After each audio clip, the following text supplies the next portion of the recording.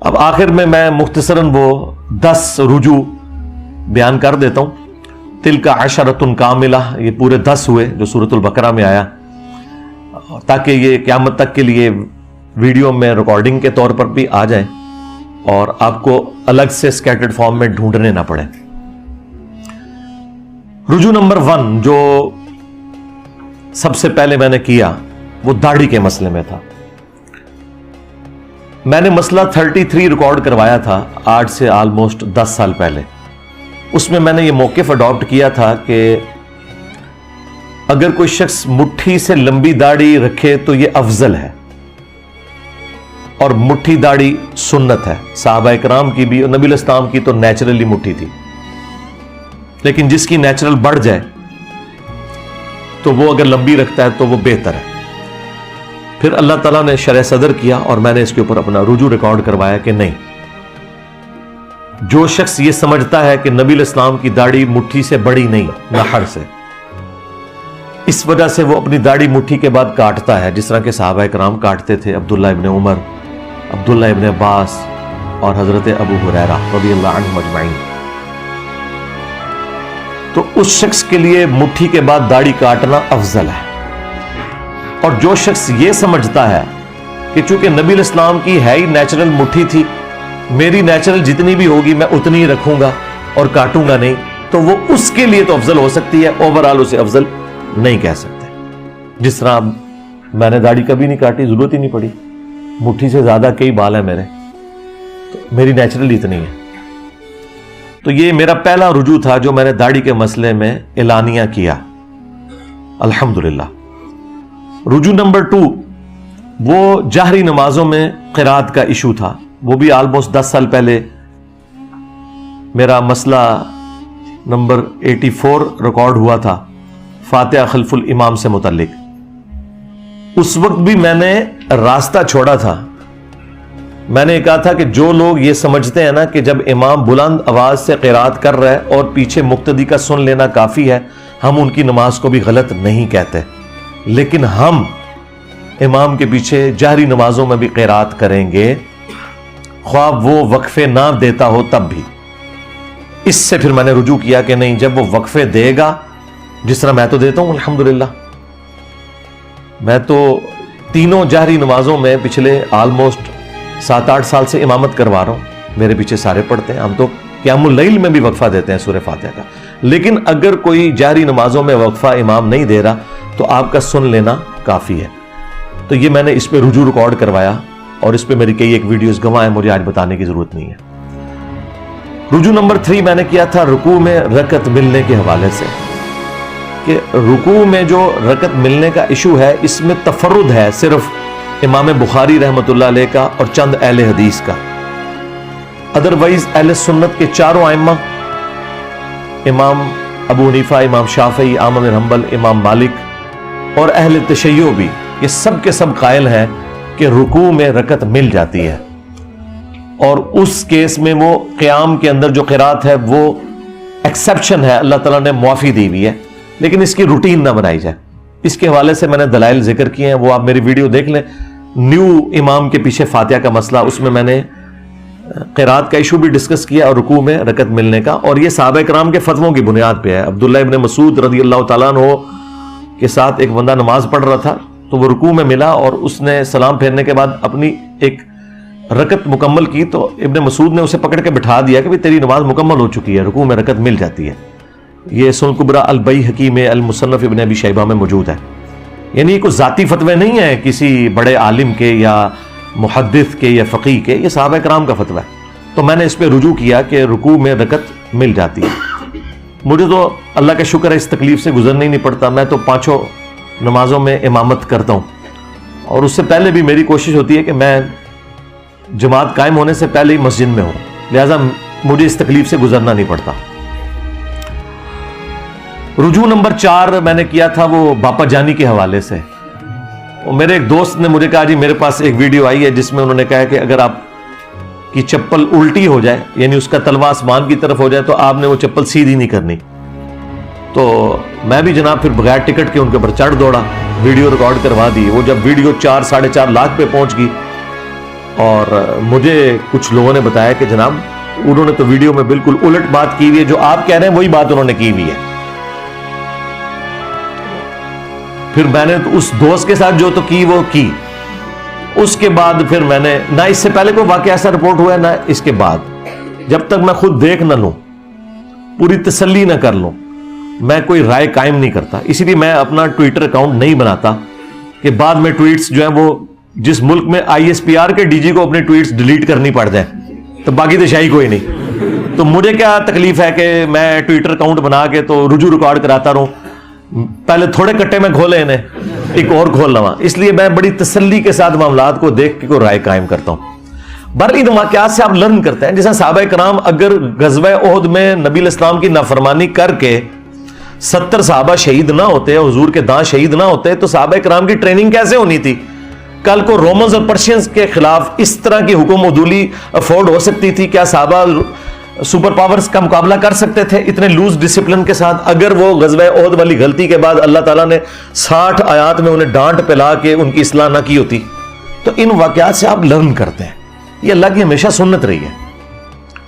پھر میں نے اس کے اوپر وہ ویڈیو بھی ڈیلیٹ کروائی، اس پہ رجوع بھی ریکارڈ کروایا اور معذرت کی میں نے۔ پانچواں جو میرا رجوع تھا وہ 12 ربیع الاول کے روزے سے متعلق، آلموسٹ آج سے میں نے 11 سال پہلے ویڈیو میں کہا تھا کہ 12 ربیع الاول کا آپ روزہ اگر رکھ لیں تو یہ جائز ہے، لیکن پھر بعد میں میری توجہ اس حوالے سے دلوائی گئی کہ سوموار کا روزہ تو ثابت ہے صحیح مسلم میں، نبی علیہ السلام کی پیدائش کی خوشی میں اور قرآن کے نزول کی خوشی میں، لیکن 12 ربیع الاول کا روزہ کہیں پہ رپورٹ نہیں ہوا، تو میں نے اس پہ پھر اپنا رجوع ریکارڈ کروایا تھا کہ 12 ربیع الاول کا روزہ آپ نہیں رکھیں گے، آپ نے میلاد کی خوشی منانی ہے تو صحیح مسلم میں جو آیا فیہ ولدت وفیہ انزل علیہ، اسی دن میں پیدا ہوا اور اسی دن مجھ پہ پہلی وحی نازل ہوئی، آپ پیر کا ہی روزہ رکھیں گے، 12 ربیع الاول کا روزہ نہ رکھیں۔ رجوع نمبر 6، آلموسٹ 8-9 مہینے پہلے میرے سامنے ایک پرچی آئی، وہ پڑھتے پڑھتے میں اختلاط کا شکار ہو گیا۔ یہ محدثین کے ہاں ایک ٹرم بولی جاتی ہے کہ دو چیزیں مکس ہو جانا، اگرچہ پڑھا آپ نے کچھ اور ہوتا ہے لیکن آپ کا دماغ کہیں اور گیا ہوتا ہے اس وقت، اس سے ملتی جلتی کسی بات کے ساتھ وہ مکس ہو جاتا ہے۔ اس کی بہت ساری مثالیں، امام بخاری امام مسلم کو بھی اختلاط لگا ہے کئی معاملات میں، اور وہ آج تک کتابوں میں ہے، راویوں کے ناموں میں ان کو اختلاط لگ گیا، بعد کے لوگوں نے بتایا نہیں یہ امام بخاری نے راوی کا نام غلط لکھ دیا، وہ الگ سے ایک ٹاپک ہے۔ وہ اختلاط اس طرح ہوا کہ مجھے ایک پرچی کسی نے بھیجی کہ جی وہ زیادہ ہنسنے سے دل مردہ ہو جاتا ہے، تو میں نے اس وقت کہہ دیا کہ یہ تو پاپا جانی نے کہا ہے۔ اچھا، میرے دماغ میں یہ تھا جو ہمیں بچپن سے پڑھایا جاتا تھا، چونکہ میں بھی دعوت اسلامی میں رہا، کہ جی زیادہ ہنسنے سے قبر میں اندھیرا ہوتا ہے اور مسجد میں دنیاوی باتیں کرنے سے قبر میں اندھیرا ہوتا ہے۔ یہ ساری وہ جھوٹی روایتیں ہیں جو گھڑی گئی ہیں، لیکن یہ جو الفاظ ہے نا کہ زیادہ ہنسنے سے دل مردہ ہوتا ہے، اس پہ بھی جتنی روایتیں ہیں وہ کمزور درجے کی ہیں۔ ایک روایت جامعہ ترمذی سنن ابن ماجہ میں حسن درجے تک پہنچتی ہے، لیکن بہرحال وہ روایت تو موجود ہے۔ تو وہ بعد میں مجھے کسی نے پرچی لکھ کے بھیجی کہ جی اس طرح روایت موجود ہے، میں نے جب چیک کی تو میں نے پھر 2-3 مختلف ویڈیوز کے اندر اس کے حوالے سے رجوع ریکارڈ کروایا کہ یہ مجھ سے مس ہینڈلنگ ہوئی، اور وہ اختلاط ہو جاتا ہے کسی بندے کو۔ رجوع نمبر 7، آج سے آلموسٹ 6 سال پہلے میں نے ایک جو ہماری مجلس چلا کرتی تھی نا، ان مجالس میں میں نے ایک ویڈیو میں ایک حدیث بیان کی صحیح بخاری کی، سورۃ النساء کی آیت کے کانٹیکسٹ میں، شان نزول کے طور پر، اور اب وہ حدیث کے قرائن بتا رہے تھے کہ میں نے رزلٹ تو بالکل ٹھیک نکال لیا، لیکن وہ رزلٹ درست نہیں تھا۔ نبی علیہ السلام کے جو پھوپھی زاد تھے حضرت زبیر رضی اللہ تعالیٰ عنہ، ان کا ایک شخص کے ساتھ جھگڑا ہوا، پانی لگانے کے کانٹیکسٹ میں، باغ کو پانی لگایا جاتا تھا نا، تو آج کل بھی آپ کو پتا ہے گاؤں ایریا میں کتنے جھگڑے ہوتے ہیں، پانی کی وہ جو نکالی ہوتی ہیں نالیاں ان کے اوپر۔ جب نبی علیہ السلام کی خدمت میں پیش ہوا، آپ نے پورے شواہد کی بنیاد پہ فیصلہ حضرت زبیر کے حق میں کر دیا۔ اس شخص نے اس کے جواب میں کہا کہ ہاں یہ آپ کی پھوپھی کا لڑکا ہے نا، اسی لیے آپ نے اس کے حق میں فیصلہ کیا۔ اب ظاہر ہے کہ یہ تو سیدھی سیدھی منافقانہ اپروچ ہے، اس میں تو کوئی شک ہی نہیں ہے۔ پھر اس پہ ترا یہ کہ اس پہ قرآن کی آیت نازل ہوئی کہ یہ اس وقت تک مومن ہی نہیں ہو سکتے کہ جب تک اپنے ہر فیصلے میں اے اللہ کے نبی آپ کو اپنا حاکم نہ مان لیں، اور پھر اپنے دل میں بھی کوئی تنگی محسوس نہ کریں اس فیصلے پہ۔ صرف اوپر اوپر سے نہیں ماننا کہ چلو جی ریٹ آف دی گورنمنٹ کو مانتے ہوئے یا قانون کی حکمرانی کو مانتے ہوئے میں کر لیتا ہوں لیکن وہی میرے نال زیادتی ہے، نہیں۔ رسول اللہ کے کیس میں آپ دل میں بھی اگر خیال لے کر آئے کہ میرے ساتھ زیادتی ہوئی ہے، ایمان سے فارغ۔ یہ آیت نازل ہوئی اس موقع پہ، تو میرا رزلٹ بالکل جینون تھا۔ میں نے کہا کہ وہ منافق تھا۔ اب جب میں نے بولا یہ منافق تھا تو قرائن کے مطابق تھا، جس طرح بخاری مسلم میں کہ ابن ابی بلتہ نے جب نبی اسلام کی مخبری کر دی تو حضرت عمر نے کیا کہا تھا، یا رسول اللہ اجازت دے میں اس منافق کا گلا کاٹ دوں کہ جس نے نبی کا راز لیک کیا ہے۔ تو آپ نے فرمایا کہ عمر چھوڑ دو، بدری صاحب کی اگلی پچھلی غلطیاں معاف ہے۔ ایٹیچیوڈ منافقانہ تھا اس کا، لیکن تھا وہ بدری صحابی، دنیا سے مغلوب ہو گیا۔ اسی پہ امام بخاری نے باب باندھا ہے کہ اگر کوئی شخص اپنے علم کی بنیاد پہ کسی صحابی کو بھی کافر کہہ لیتا ہے نا تو اس پہ کفر کا فتویٰ نہیں لوٹے گا۔ جو یہ مجھے کہہ رہے تھے انجینئر صاحب کہتے ہیں کہ اگر کوئی حضرت ابوبکر کو کافر کہہ دے تو کافر نہیں ہوگا، جی جو اپنے علم کی بنیاد پہ کہتا ہے اس تک بات یہ پہنچی ہے وہ تو کافر نہیں ہوگا، لیکن اگر انجینئر صاحب حضرت ابوبکر کو تو چھوڑ دیں، میں تو اپنے مخالفین علماء کو بھی اگر کافر کہتا ہوں نا تو میں کافر ہو جاؤں گا، میرا معاملہ الگ ہے۔ اور یہ بات امام بخاری نے لکھی ہوئی صحیح بخاری میں چیپٹر کی ہیڈنگ میں اس حدیث کو، ابن ابی بلتہ والی حدیث کو، لیکن بیچاروں نے نہ قرآن پڑھا نہ حدیث پڑھی، ان کو کیا پتا تھا کہ یہ سارا کچھ ہمارے اوپر امتحان آنا ہے کہ تمام علمی بحثیں جو کتابوں میں تھیں وہ عوام میں آ جائیں گی۔ تو میں نے تو اپنی جگہ بالکل جینون بات کی۔ تو ایک ہفتے کے بعد ایک سٹوڈنٹ ہمارے آئے، انہوں نے وہ پبلک سیشن جو تھا مجلس ریکارڈ ہونے سے پہلے ہی مجھے کہا کہ جی علی بھائی آپ نے جو بیان کیا وہ تو منافق نہیں تھا۔ میں نے کہا نہیں وہ منافق تھا، وہ قرآن میں آیات نازل ہوئی ہیں کہ تم مومن نہیں ہو سکتے، تو قرآن نے اسی کو منافق کہا ہوا ہے نا، بالکل قرآن تو یہی بتا رہے ہیں نا، اس موقع پہ نازل ہوئی ہے۔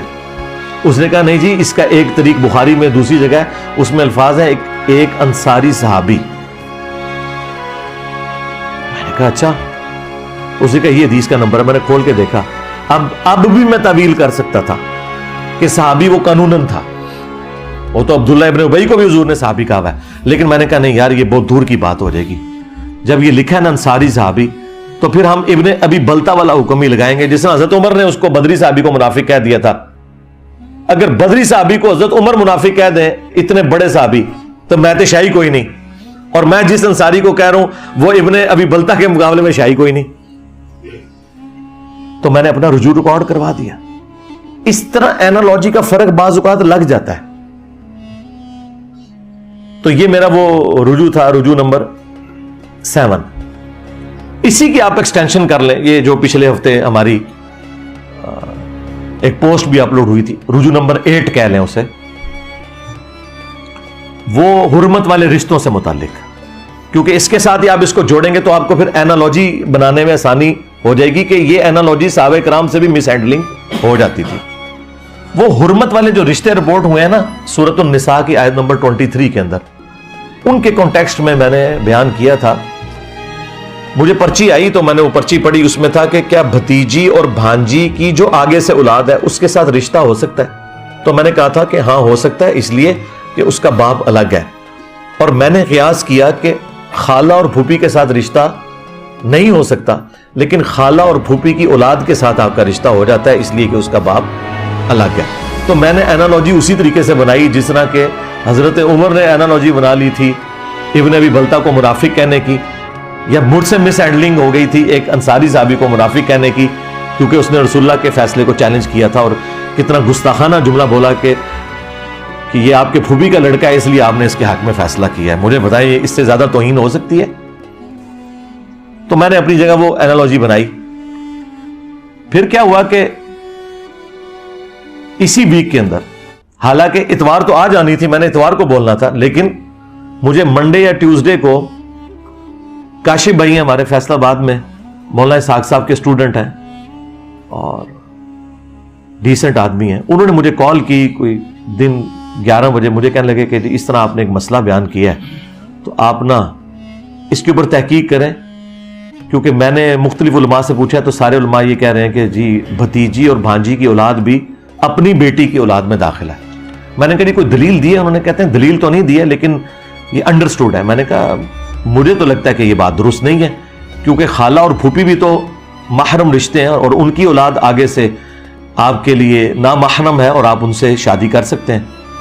تو ان کا یار میں نے تو اس طرف سوچا نہیں, واقعی ادھر تو یہ انالوجی بنتی ہے تو ادھر یہ کیوں بنتی ہے؟ تو میں نے کہا اس پہ کوئی دلیل, کوئی قرآن کی آیت یا حدیث ہے تو مجھے بتائیں, میں انشاءاللہ نا اس پہ رجوع ریکارڈ کروا دوں گا.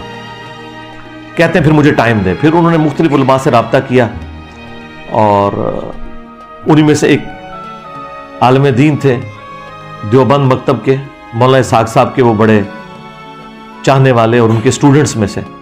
ان کی آڈیو ریکارڈنگ انہوں نے مجھے واٹس ایپ کی اکیڈمی کے نمبر پہ, میں تو آپ کو پتا واٹس ایپ یوز ہی نہیں کرتا, اور مجھے انہوں نے ٹیکسٹ کیا کہ وہ آپ واٹس ایپ سن لیں. تو اس دوران پیرلل میں نے مختلف علماء کے ساتھ رابطہ کیا. کسی عالم نے بھی مجھے کوئی آیت حدیث پیش نہیں کی, کیونکہ اس طرف کسی کا پہلے دھیان اس طرح گیا نہیں ہوا تھا. ساروں نے کہا جی ہمیں ٹائم دیں. میں نے کہا ٹائم لیں. پھر میں نے مکتبۃ الشاملہ میں خود سرچ کیا, میں نے تفسیر ابن کثیر کھولی اور بڑی تفسیریں کھولی, کسی میں یہ ٹاپک ڈسکس ہی نہیں ہوا تھا. میں نے کہا یار یہ اتنی حیران کن بات ہے, اس کو ڈسکس تو کریں ہاں یا نہ میں. دور دراز کی تفسیر میں نا مجھے یہ ملا, بعض لوگوں نے آگے لکھ دیا کہ بھتیجی اور بھانجی کی جو اولاد ہے نا وہ بھی بھتیجی اور بھانجی کے حکم میں ہی داخل ہوگی, اور ساتھ لکھا ہوا اس پر اجماع ہے.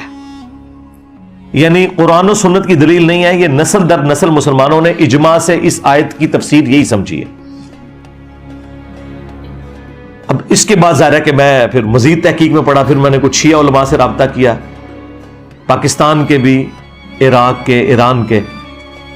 وہ بھی سارے کھول کے بیٹھ گئے. انہوں نے کہا ہمارے ہاں بھی کوئی حدیث تو اس حوالے سے نہیں ملتی, یہ اجماع ہی چل رہا ہے اس کے اوپر. پھر مجھے کنفرم ہو گیا کہ اگر سنی اور شیعہ دونوں کے ہاں اجماع چل رہا ہے تو آپ کو پتا ہے کہ اہل سنت کا تو منہج یہ ہے کہ قرآن, سنت, اجماع اور پھر اجتہاد اور قیاس. ویسے حنفی تو پہلے نمبر پہ قیاس اور اجتہاد مانتے ہیں, قرآن و سنت تو ان کے آگے شاہی کوئی نہیں.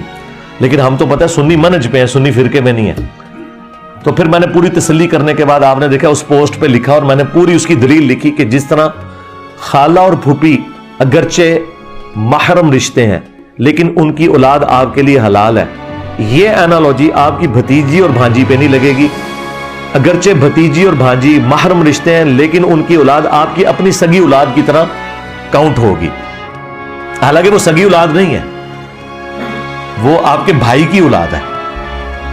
تو لیکن چونکہ اس پہ اجماع تھا تو میں نے لکھا اس پہ سنی شیعہ کا اجماع ہے, اور جب اجماع ہو کسی بات کے اوپر پھر قیاس اور اجتہاد پیچھے رہ جاتا ہے. تو میں نے اتوار کا انتظار بھی نہیں کیا, ایک پوسٹ بنائی اور دیکھیں پوسٹ پہ کیا لکھا ہوا تھا, رجوع, توبہ اور کلیریفیکیشن. ان کی تو موت ہے یہ توبہ کا لفظ لکھ دیں. انہوں نے تو چشتی رسول اللہ, اشری رسول اللہ سے توبہ نہیں کی ہوئی ہے اتنے بڑے بڑے بلنڈرز کے ساتھ. تو میں نے اس پہ توبہ کا لفظ بھی لکھا, اور پھر بعض لوگوں نے نیچے کومنٹس کیے کہ اس پہ ویڈیو بنائے. میں نے کہا انشاءاللہ ویڈیو میں کلیریفیکیشن دے دوں گا. اور دیکھیں اس شر میں سے کتنا بڑا خیر نکلا کہ میں نے وہ سارے کے سارے رجوع جو 15 سالوں میں تھے وہ ایک جگہ جمع آج کر رہا ہوں. اس کی برکت سے یہ فائدہ ہوتا ہے نا. یہ 8 مکمل ہو گئے جی رجوع, اور اب رجوع نمبر 9, اور وہ رجوع نمبر 9 حال ہی میں تازہ میں نے کیا ہے کہ مزارات پہ آپ جا سکتے ہیں. میں شروع دن سے مخالف تھا کہ قبروں پہ جانا ہے, جو مسلم میں حدیث ہے قبروں پہ جاؤ تاکہ آخرت کی یاد آئے. یہ دنیا سے بے رغبتی دلاتی ہیں, اور میں نے کہا تھا یہ مزار جو ہے نا یہ رسول اللہ کی نافرمانی میں بنائے گئے ہیں. نبی الاسلام کی حدیث ہے مسلم میں کہ میں تمہیں منع کرتا ہوں قبروں کو پکا کرنے سے, ان پہ عمارت بنانے سے, ان پہ بیٹھنے سے. مجاور بن کے بیٹھنا بھی حرام ہے, ڈائریکٹ بیٹھنا بھی حرام ہے. لیکن آپ کو پتا ہے کہ اسی سال میں نے اس پہ رجوع کیا ہے. ویسے ہے ہی رجوع خطرناک ہے, خطرناک سے بھی اگلا ورژن. میں نے کہا تھا آپ مزار پہ بھی جا سکتے ہیں لیکن ایک شرط کے ساتھ کہ آپ نے مزار پہ کھڑے ہو کے دونوں ہاتھ بلند کرنے ہیں اور بلند آواز سے کہنا ہے کہ اے اللہ یہاں جو بابا دفن ہے اس کے اگلے پچھلے گناہ جو یہ اپنی زندگی میں چھپ چھپ کے کرتا رہا گناہ یا لوگوں کے سامنے کرتا رہا, چھوٹے گناہ اس کے بڑے گناہ معاف کر دے. اور آمین بھی اونچی آواز سے کہنا ہے.